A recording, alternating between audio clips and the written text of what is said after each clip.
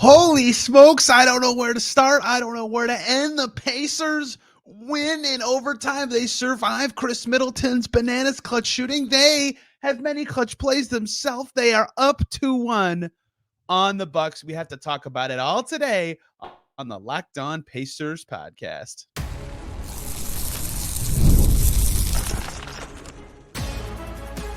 You are Locked On Pacers, your daily Indiana Pacers podcast, part of the Locked On Podcast Network, your team every day. Happy Saturday, y'all, and welcome into a bonus edition of the Locked On Pacers podcast, where we, of course, talk about the Indiana Pacers. As always, my name's Tony East. I cover the team for Forbes and SI, and today, holy smokes, what a game. What a game for Game 3. One of the best games of this postseason. An amazing first round that this isn't the best game of the postseason so far, but one of the best games I've seen in person in the NBA. Unbelievable overtime Game 3 in Gainbridge Fieldhouse, and the Pacers, I say survive. That's the verb I keep using. I don't know what the perfect verb is. A lot happened, a lot changed, a lot allowed this to happen. The Pacers, I would say, survived because they gave up their lead. What an unbelievable basketball game this was. The final score was 128, or already off the rails, 121-118. The Pacers get it done. Tyrese Haliburton, the hero, with the shot in the final seconds. But to set the scene for what this really was for the Pacers, their first home playoff game in more than 5 years. Last time they had a home playoff game, they lost by 4 to the Celtics in early April 20s, I believe April 23rd, 2019. Myles Turner, the only player still around. Caitlin Clark is there. One of the Pacers players said before the game they wanted to go demon mode. The crowd was loud. There was a huge roar when TJ McConnell checked in. Huge boos for the Bucks. Every foul, crazy boos. Mid-range twos become massive hype shots. It just hadn't sounded like that in Gainbridge for a long time. Derek McKee's there. Tony Dungy's there. Bobby sucks chants for Bobby Portis. That atmosphere hasn't been there. That's obviously significant for the Pacers, and they dominate the first quarter. They're up 19 points before the first quarter even ends. They're up 17 at the actual end of the first quarter. A brilliant start. And yet this game, so much of what we're about to talk about all comes down to the last 10 minutes of the game plus overtime, because with about that much time to go, right? Pacers start the fourth quarter up by 7. It was 90-83. The Bucks then have a great start to the fourth, and it takes them less than 2 minutes to go on a 7-2 run, and it was 92-90 with 10:23 to go in the fourth quarter. I call out that moment specifically because the lead was changed a lot for the rest of the game. Obviously, the Pacers won, and they were losing right after that, right? 95-92, Bucks were ahead with 8:40 to go. But from that moment where it was 92-90 until the end of the game, the score was always within 3. Either direction. Even when the Pacers had the lead or the Bucks had the lead, no one got above 3, right? Bucks got up 3, then the Pacers came back and Siakam got them the lead, and then the Bucks got it back, and then the Pacers got it back, and then the Bucks got it back, and then the Pacers. It was unbelievable. It was always one possession apart for 15 minutes of clock time of a game. That is as epic and dynamic and exciting as the game can get, where every basket, every stop, every turnover, every moment just feels huge. And so that sets up a game where, like, I could talk about any shot as a pivotal moment, right? I just brought this one up. Pacers finally give up their lead. They've been up for the whole game. They go down 3 with 8:40 to go. And then Pascal Siakam has 2 massive possessions where he draws a foul and then hits a jumper, and they get the lead back a minute later. Like, that is a huge swing given how the end of this game went. I could do that over and over and over again. But the Pacers' responses were super impressive. So let's start for the last 5 minutes. I'll go through a few possessions that really mattered and got the crowd hype and were exciting. Bobby Portis hits a 3 with 4:32 to go to break a deadlock at 101. Pacers instantly answer. Myles Turner gets a corner 3 himself. Huge shot. Turner was unbelievable. We'll talk about him specifically later. That made it 104-104. Chris Middleton immediately answers. Then Turner answers again with the dunk, right? Like, every play was massive, and then no one scored for 3 minutes. It was a defensive battle. Guys were stepping up, generating open shots and not making them. Finally, the Pacers get the lead for the first time in a while with 56 seconds to go. It's 107-106. That was the Pacers' first lead since there were 5 minutes and 41 seconds to go in the game. So it felt like a huge moment at the time. And then they got to stop. Dame tried to bait a foul like he had succeeded in for a lot of the game. 41 seconds to go. He missed. Pacers have the ball up 1 and set up an epic last 30 seconds in the setting I just described. They miss. Tyrese Haliburton misses a pull-up three, 18 seconds into the shot clock, whatever, is fine. Siakam bails him out. Epic rebound, hits a layup on the shot, and gets fouled by Dame. Bucks called timeout to challenge. It was an obvious foul. Lillard was too late sliding over. So the Pacers have a chance to put it away with 20 seconds left in what could have been a very highly discussed play at the Pacers last. Siakam misses the free throw. Bucks have a chance. They come down. They score. Chris Middleton. Oh, boy, are you about to hear Chris Middleton's name a lot. Chris Middleton scores because this game can never be normal and never be outside of a three-point deficit for the last 15 minutes. Chris Middleton scores. Bucks instantly foul. It's Aaron Nesmith at the line. And you're about to hear Aaron Nesmith's name in the clutch a lot as well. 7 seconds to go, 6.9 to be exact. Aaron Nesmith, his team's up 1. Massive free throws in the final 7 seconds. Drills them both. Epic. He did not shoot the ball well in this game, but when it mattered, was he great. And here comes Chris Middleton for the first of many. 101, 108, 111 with 7 seconds to go. Middleton gets it, and here comes the discussion, as it should. Pacers should absolutely have fouled in this spot. Brook Lopez caught it at the top of the key. They should have fouled Brook Lopez right then with about 5 seconds to go. Here's what Rick Carlisle said after the game. They said they should foul in the moment. If you're the Pacers and you've been touching Dame and he throws it up and draws a shooting foul all game, I get why you're scared. So they didn't foul. Middleton, unbelievable 30-foot fading to his right three, tie game. Siakam misses at the buzzer. Overtime. So that was 10 minutes of the Bucks winning for a lot of it. Finally, the Pacers get the lead. They blow one free throw. That was all that mattered in the last minute. One free throw was enough for the Bucks to mosey back into the game. Overtime. I actually thought after that Middleton three, the Pacers were going to lose. And I said it to somebody sitting next to me in Media Row because the whole game, they went up 19 in the first quarter, and they were winning this whole time until the early fourth. But it was just a slow drip, drip, drip, drip, drip, drip, drip of their lead going away. They couldn't stop the faucet. And so I thought, okay, the Bucks caught up, and now they have 5 extra minutes to keep doing that, right? Keep that drip going. And Chris Middleton, of course, scores less than a minute overtime in their head. And I thought, okay, here we go. And guess who answered? As he did when Middleton scored a bunch in the fourth quarter. Myles Turner, terrific driving floater. Very tough shot. A defender rotated down to Myles Turner, and Brook Lopez was still on him, and he still hit the floater over both of them. Then the Pacers get a stop and set up a possession that if you didn't see it, you're going to think I'm making this up. 3:23 to go. Brook Lopez misses an awkward floater in the lane. It was really good defense from Tyrese Haliburton to slide over and get the stop, and then Haliburton gets the rebound. There's 3 minutes and 20 seconds to go in overtime when Tyrese Haliburton gets the rebound. Let me read you just the log of the game of what happens. Here are the next I'm not even going to count. Here are the next dozen events that happened in the game. Aaron Nesmith misses a three-pointer with 2:57 to go. Pacers offensive rebound, team rebound. Andrew Nembhard had his hands on it. They get another chance. 12 seconds later, they use a lot of the shot clock. Tyrese Haliburton takes 25-foot three. Missed it. Andrew Nembhard, the hero. Offensive rebound. Great. 13 seconds later, use the whole shot clock. Pascal Siakam misses a 20-foot step back. But hey, Pacers have Andrew Nembhard, no problem. He gets another offensive rebound. They take 15 seconds off the clock. Guess what? They have to shoot another one at the end of the shot clock.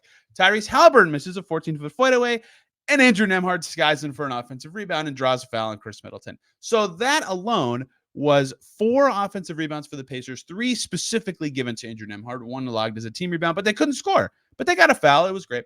And they were using a lot of shot clock. So that was already a minute and 20 seconds of play. Then Haliburton misses a step-back three again with 1:50 to go, so they used 16 seconds since the last rebound. And Aaron Nesmith got an offensive rebound, and then Haliburton missed again with 1:42 to go. Dame finally has the ball bounced to him, and Chris Middleton's wide open for a leak out. So from 3:23 to go till 1:35 in overtime, the Pacers had 6 shot attempts to take a lead and finally make me look dumb for saying I don't think they're going to win, and they missed all of them. And so once Middleton hit both of these free throws on the leak out, credit to Turner for getting back and fouling him, I thought it was over again. What a demoralizing play. You have that many chances. A lot of them are good. A lot of them from your stars. Andrew Nembhard, a hero, the knight in shining armor, and it wasn't enough. Was it about to be? The Pacers come down. Pascal Siakam misses a 3, and who's there once again? The Pacers to get an offensive rebound. Loose ball. Andrew Nembhard gets it after a foul and drills that little fadeaway elbow jumper that he's become so reliable at this season for his 16th points of the game. Huge shot, as big as it gets for Nembhard to tie the game. Pacers get a stop. Chris Middleton actually missed. And finally, after missing every single 3 he took for 52 minutes and 45 seconds of a basketball game. Aaron Nesmith, who was previously 0 for 6, is forced to, by nature of the shot clock, take a three at the shot clock buzzer, drills it. That's his second huge shot of the game after his free throws. Pacers are up 3. Running through the box score is the only way to describe why this game was so massive for the Pacers. But guess what? Is Aaron Nesmith's 3 not the clutchest shot of the game? Because Chris Middleton, once again, look, you can give the Pacers a little more credit for not failing on this one because there's 15 seconds to go. They rush Dame. Dame passes it to Chris Middleton. He banked it in. Total accident from straight on. Just brutal. Bucks go on all defense. They take out Lillard. They bring in Patrick Beverley. They bring in Andre Jackson. And here it is. The moment for Tyrese Haliburton, who had so many clutch buckets early in the season, several last year, but none since the injury. He gets it in the backcourt. He gets across the timeline. He takes a screen. He rejects it. He gets Patrick Beverley all turned around, gets into the lane, hits a floater over Patrick Beverley, and Beverley fouls him and fouls out of the game. Wow. Unbelievable. With 2 seconds to go. Free throw drops for Haliburton. In comes McConnell to defend Dame on the inbounds. And finally, the Bucks don't score. They get it to Middleton. He misses. It was clearly offline right when he let it go. Pacers, when they needed to in this game and in the clutch and in the final minutes, this is the team that they've talked about all the time. They want to have resiliency. They want to respond to big moments from their team. They almost always, not always, but almost always bounce back from their most pathetic performances during the regular season. In this game, they were not very good for the second and third quarters. They were not good for the middle of the fourth quarter. They were losing late in this game, right? With under 2 minutes to go, it was a tie game. They were losing by 3 in the final 5 minutes. So many things were going wrong for them. They blew a free throw that would have won them the game with 20 seconds to go. They choked 6 chances at a massive momentum swing in the middle of OT. And they still were up 3 late. And Middleton took their hearts out. So many things went wrong. And yet they kept responding. They kept getting the big shots. Siakam's bucket late in regulation. Nesmith's 3 in overtime. Haliburton's perfect, beautiful floater. It was awesome. It was just an epic finish for the Pacers to win a game like that, to never quit, to never give up in a game where they had several chances to go, dang, Chris Middleton has 42 points. We don't have a chance. Chris Middleton has a 42-point double-double. Bobby Portis has a 17-18 game. Dame has 28, and he wasn't even good in the first half this time. And he's gotten 12 free throw attempts. We have no chance. Dame can get more free throws than the Pacers. It felt like it didn't end up that way. And yet they found a way to get it done. And everybody, Siakam, Nesmith, Nembhard on the glass, Turner, responding every time Chris Middleton scored. Haliburton, of course, the shot. Everybody got it done. What a win for the Pacers. So many individual performers to talk about, little adjustments, other big things as the Pacers are up 2-1 in their series with the Bucks. We will talk about all that stuff in just a second. Before we get to it, though, let's talk about eBay Motors. Passion, drive, and patience. The formula for winning championships is also what keeps your ride or die alive. eBay Motors has everything you need to maintain your vehicle and level it up to peak performance. Superchargers, roof racks, exhaust kits, LED headlights, and more. Whether you're into speed, power, or style, eBay Motors has you covered. With over 122 million parts for your number one ride or die, you will always find exactly what you're looking for. Plus, with eBay's guaranteed fit, your part is guaranteed. That's great to fit your ride every time. You'll get your money back. Because with eBay Motors, you're burning rubber, not cash. With all the parts you need at prices you want, it's easy to make your car the MVP and bring home huge wins. Keep your ride or die alive at ebaymotors.com. Eligible items only. Exclusions apply. And we're back here on Locked On Pacers. Thanks for making us your first listen on this nice weekend. If you are living it up vicariously through me after an unbelievable Pacers win, make Locked On Bucks your second listen if they are doing an episode after a heartbreaker for the Milwaukee Bucks. Locked On NBA is going every night through the playoffs. I'll be on there Saturday night. Just an awesome basketball game. Chris Middleton would have been an awesome story for the Bucks people to write about. He was ridiculous. He has a very close relationship with Aaron Nesmith, and yet it didn't matter. So where to begin with Pacers players, little adjustments. I think the thing to start with, and what I'm going to write about, and what I want to talk about first right here, is Myles Turner. If you listened with Adam and I, if you listened to me alone after game 2, if you listen to the players talk about it, if you've been watching the media sessions, You knew this was an adjustment that didn't feel obvious, but felt like a natural progression of the series. Pascal Siakam was, through 2 games of every series in the league, probably the best player in the playoffs. That's no longer the case. It beats Pascal, whatever. It doesn't matter. He was still pretty good in this game. They won his minutes. He had 17 points.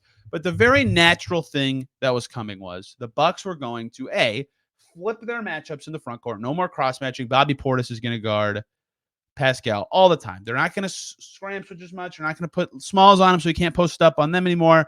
They're going to clog the paint. They're going to send him the attention that Tyrese Haliburton had been previously getting all the time in a way so he can't go crazy and be the amazing player he was. In turn, that meant Brook Lopez would be on Turner more, and Turner would have the space that Siakam previously had. Now, Turner's not the ball handler or finisher or pirouetting, spinning beast that Siakam is, but he's a great offensive player. Myles Turner is a great offensive player. And so if you listen to Adam, I talk about this, or a lot of people, if that's what happened, my theory was going to be that they would just use Turner similar to Siakam. He'd set more screens. He'd be more involved in the offense. And he was. Myles Turner was second on the Pacers in shots. He was tied for first until Haliburton hit the game winner. He took 21 shots. He set the tone right away. Huge 3 to start the game. Got the crowd really into it. Right, his cuts were great. His pop timing was great. He could just create space away from Brook Lopez all the time, even though Lopez had a good game. Brook Lopez pick and roll was really dangerous in this game, but Turner absolutely killed it. He punished that switch of strategy from Milwaukee perfectly. He had 29 points. Myles Turner only cracked 30 in a game, I believe, twice this entire season. He had 29 in this game. I don't know his playoff career high off the top of my head. I can try to look it up while I'm talking. Actually, I do know his playoff career high. It's 29. It was previously 22 earlier this series and once in the bubble. It is now 29. Unbelievable scoring game for Turner. And again, the thing that made him stood out and feel so important is they were often matching a key Bucks bucket, or like Bobby Portis, big 3, Myles Turner, big 3. Chris Middleton, huge shot. Myles Turner cuts for a dunk.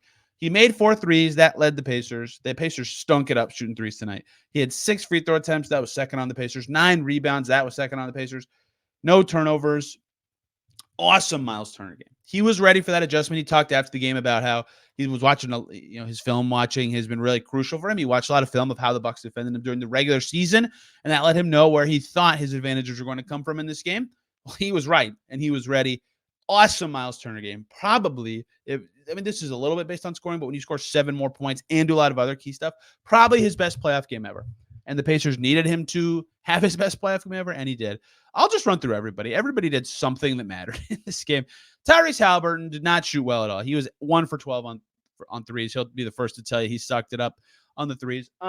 He was 7 for 10 on twos, including the game-winning shot. He had 5 offensive rebounds, which is just career high in any game, regular season or playoffs. This is third playoff game, I guess. 16 assists, 18 points, and they needed him to be on the floor the whole game.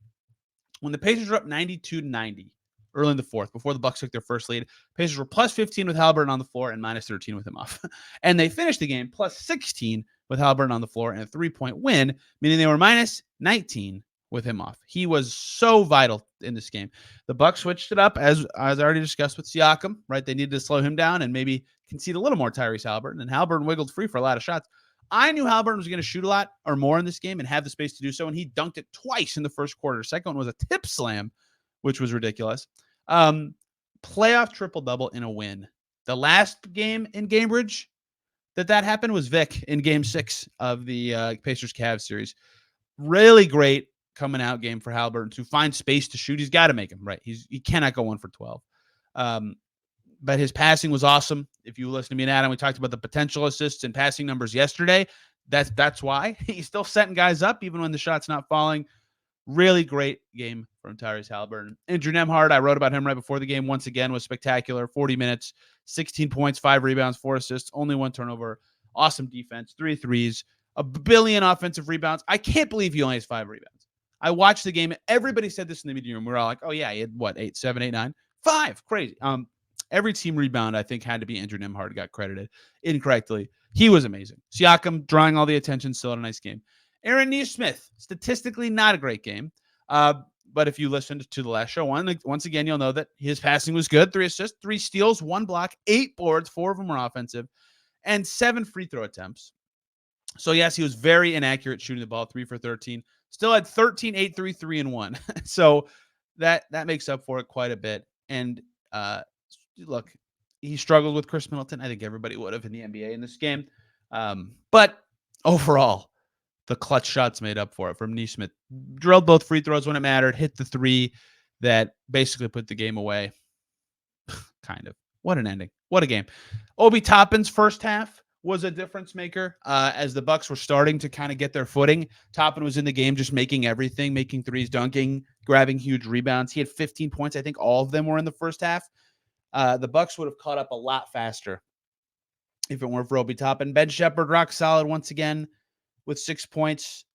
He was +3. They put him in for Aaron Nesmith when Nesmith had some foul trouble in the first half. TJ McConnell made half his shots in this game. He made a 3. Better for him from an efficiency perspective. Just reeling in the shots a little bit. I thought was smart from him. It didn't in the cards for him to shoot as much as he was in the regular season. Jalen Smith played for 3 minutes. They did not go well. He did not play again after that. That was a mistake, I think. There was some foul trouble for Myles Turner. He finished with 4 that I think contributed to that. Obi Toppin had 3 as well. That did not go well, but they have to do something there. I said that I thought he could reappear on an earlier show. I don't think it'll happen again unless foul trouble is the reason. Anyway, everybody who played did something meaningful, whether that was defense, whether that was slightly changing the way they play, whether that was weathering a storm, whether that was playing really well in the case of the Pacers 3 stars. But the key adjustment, right? The one that the Bucks had to do to slow down Pascal Siakam in a more meaningful way than the way they were playing. They had to do it. And that was going to free up Myles Turner. And it did. And he took advantage of it. He was so good. He was so good with timely plays. It was a ridiculous game for Myles Turner. It was his best playoff game ever. He was their only 20-point scorer. They scored 121 points. He was their only 20-point scorer. 6 in double figures for the Pacers, all at 13 or more. And Turner led the way. Terrific game on both ends. He deserves all the flowers. I'm going to write about him because, again, when you have your best playoff game, you get written about. Awesome game from him. And lots more to come in the series. What are the next adjustments? What does it mean that Tyrese Haliburton finally found room to shoot? I'll run through some of my notes of stuff that I thought was really important that I want to talk about because there's so much more to get to on today's Locked On Pacers. Before we get to any of it, though, let's talk about Monopoly Go. We've all been there. Either as a player or a fan, it's halftime. The scoreboard is not looking good. That's how the Bucks felt tonight. You're feeling low. Not sure you or your team can pull out a win. Well, that is when you dig deep. Lift your head up and say to yourself, time to get back in the game, pull off some bank heists, and take as much of my friends' money as I possibly can. That's right. In Monopoly Go, not your friends' real money, the smash hit mobile game, it lets you compete with your friends to get the most riches and the biggest empire. It's Monopoly you love, but on your phone anytime with tons of new twists, including leaderboards to compare your progress to your buddies. There's so much to do. Play on countless dynamic Monopoly boards. Make your friends bankrupt by smashing their landmarks with a wrecking ball. How about that? Charge other players rent for your iconic properties. You can even work with your friends to crack open community chests and win tournaments to get extra awards and climb the leaderboard. So get back out there, put on your game face, and download Monopoly Go free on the App Store or Google Play Store. Back here on Locked On Pacers, thanks for making us your first listen today and every single day. For your second listen, check out Locked On Wolves or Locked On Suns. That was the game that I just finished watching before recording this because I have to watch every game before recording. I don't know why I'm like that, but I am. The Suns, yikes. Frank Vogel, ex-Pacers coach, his team needs a miracle. They are not playing very well. Look, this was the moment I talked about the dunk. There was another moment I knew Haliburton was going to shoot more in this game and potentially for the rest of the series. I don't know how early in the game it was, but it's like my 5th note of the game. Pascal Siakam was posting up with a small on him. He got doubled. Bucks did a good job. They wanted to get it out of his hands. He kicks it out to Andrew Nembhard. Andrew Nembhard, boom, top of the key, Aaron Nesmith. Aaron Nesmith, boom, one more swing to Haliburton. Defense is like, it's Haliburton. They panic. They close out really hard. Haliburton shot fakes, drives in, easy layup. Siakam's attention that he is now drawing because he was so good in the first 2 games let Tyrese Haliburton have less attention and thus score on that basket. That might be a thing that happens the rest of the series. Like, not only was Siakam starting the series really good because the Pacers won a game because of it, like he was unreal in that game 2 win and was vital in like setting the tone. It forced the Bucks to adjust in a way that might help the Pacers for the rest of the series. That's why the playoffs are so fascinating, right? All this stuff that just matters and forces teams to adjust are absolutely fascinating. And then when Tyrese got free for a dunk later, the one that I actually tweeted, like, okay, he's going to shoot more than 10 times tonight, is because Brook Lopez was on Myles Turner instead of Siakam. And so those screen and rolls meant Lopez was too slow, and it just let Tyrese Haliburton fly down lane. So all that front court dynamic was really changed. And Siakam starts the series allowed those adjustments to happen. That was massive. Pacers were better on Dame early in this game. Some of that was that Dame was getting more attention. Some of that's that he fell and hurt his Achilles again in this game. That really limited what he could do throughout the night. He got going. Of course, talking about a guy with 28 points and 8 assists in the game, but he was 6 for 20 on his way to doing it. And Doc Rivers even said after the game, I hope I still have it bookmarked. I might have taken it off my bookmarks. I still do. From Eric Name of The Athletic, I think it's his Achilles again, so we'll see, Doc Rivers says of Damian Lillard. Honestly, Dame was really struggling. In the overtime, he literally said, I'll be the decoy. I just can't go as far as Explosion. So I thought Dame being out there was huge for us. Well, one, crazy that Doc would admit that they were using Dame as a decoy. To me, at least, it's very surprising to say. The fact that he needed to be a decoy says a lot about his health status. But anyway, his game changed from that. That really mattered. That's why, yes, his stat line was good, but not nearly as impactful as either of the other two Dame performances, despite him being within 7 points of that. And him and Portis both struggled early, and that's what let the Pacers get so far ahead in the game. Andre Jackson was a big adjustment in this game. He's on the Bucks, so if you don't know who that is, I understand. He's a second-round pick that, if you remember, by the way, I really liked heading into this draft for the Pacers. I think I picked him in the Locked On mock draft. He came in, and he was young legs, and he's fast, and on this older Bucks team that, again, a little creaky. Jay Crowder not giving him much. Jay Crowder played 2 minutes. Ty Windish predicted he'd play less on this show. I did Thursday with him. Malik Beasley played less than 7 minutes. Again, same thing from Ty. He's all over it from the Bucks side. That's because he covers the Bucks. Andre Jackson plays 17 minutes and 15 seconds. Just gives him some speed and energy and defense, and he came in and changed the game. He was +7 in those 17 minutes. I think he's going to play in every game the rest of the way and play a lot if he can play like that. He did have a lot of fouls that really hurt the Bucks, but he was good. That's a big adjustment to keep an eye on going forward is, one, what does he do, right? He can guard a lot of positions. He was on Haliburton even at times in this game. So can he be someone who actually shifts things and makes life hard for Pacers guards and forces the Pacers to think, they have a speedy guy out there. They've got to put someone like that in actions, right? Make them think, make them react, make them have to communicate, because NBA defenses are complicated and hard. That's why it's hard to trust those guys in the defensive end. That's why what Ben Shepherd's done in this series has been so impressive. Another adjustment the Bucks went to is when the Pacers would swarm Dame on pick and rolls, Brook Lopez would just awkwardly barrel it into the lane, and it looks awkward, but it worked a lot. He made a bajillion threes in the first quarter of their last game. He made 6 threes. He only took 2 in this game because it's what he needed to do, was get into the paint and score. He made 7 twos.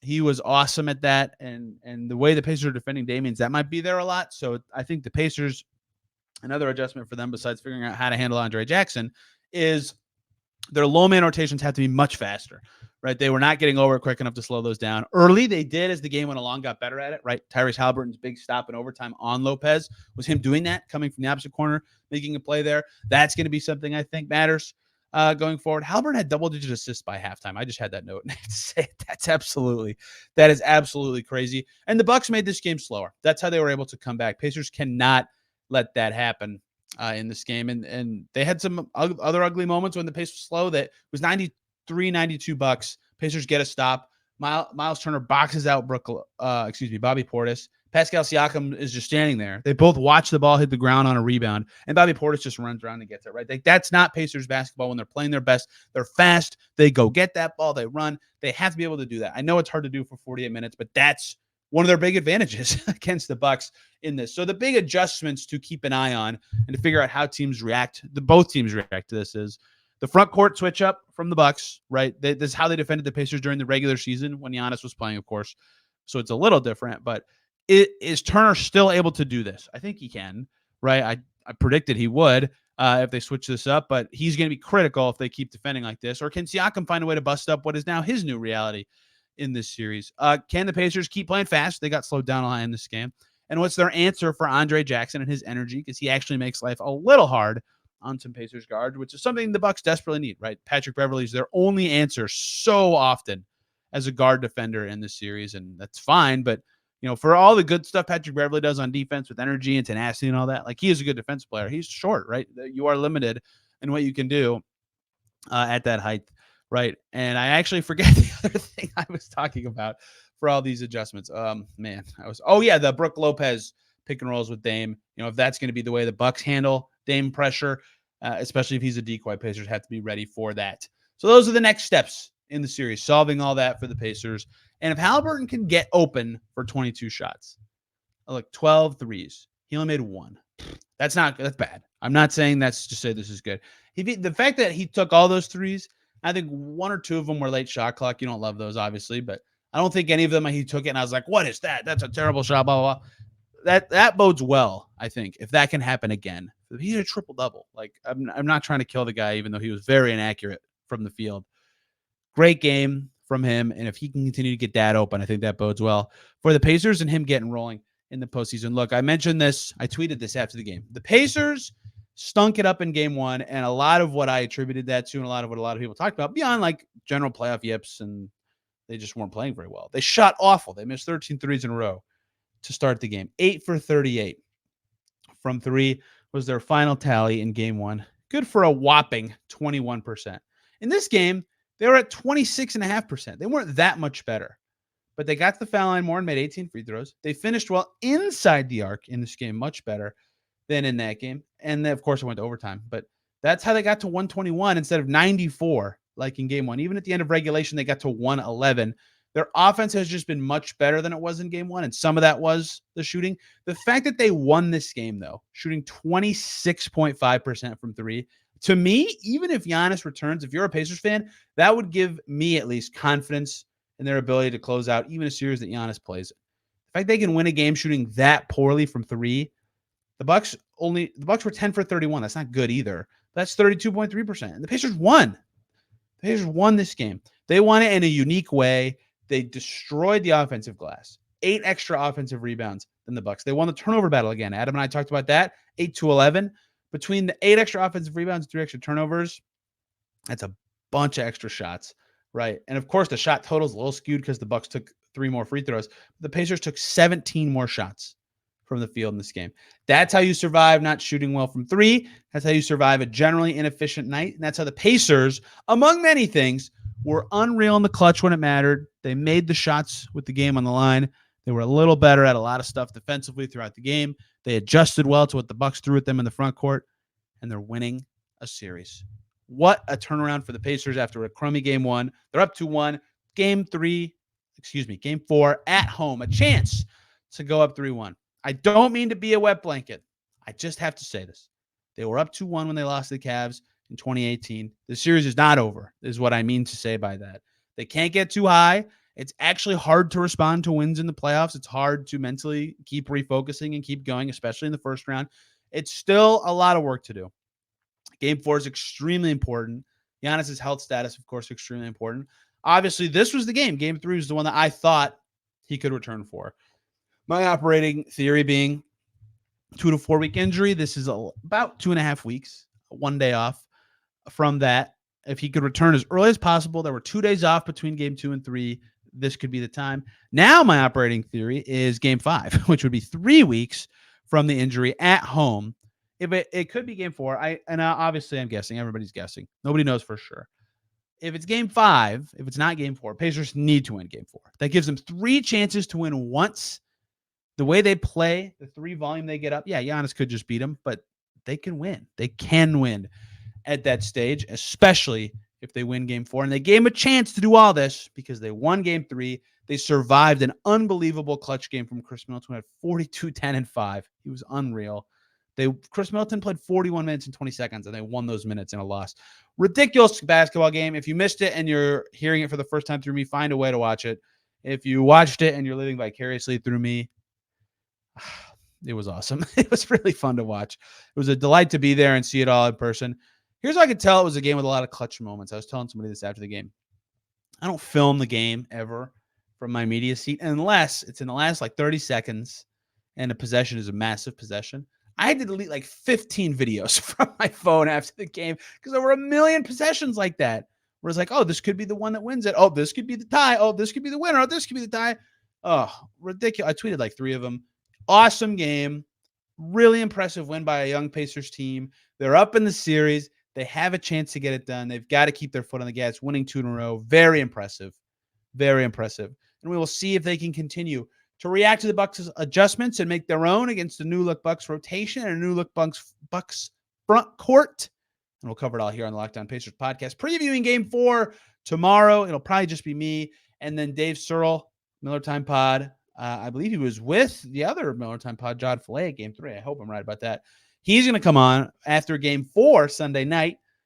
Hopefully we're talking about a 3-1 series just because it's more fun to talk like that with guests. And then we'll roll right into week. We're going to have Camille from Locked On Bucks back after Game 4 at some point too. Get their perspective on the series after it goes through Indy. So lots of fun stuff coming here on the Locked On Pacers podcast. Hope you guys enjoyed today's episode where I basically just bounced off the walls and talked about the craziness that was Game 3.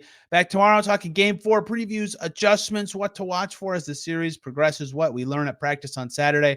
Till then, everybody have a wonderful day.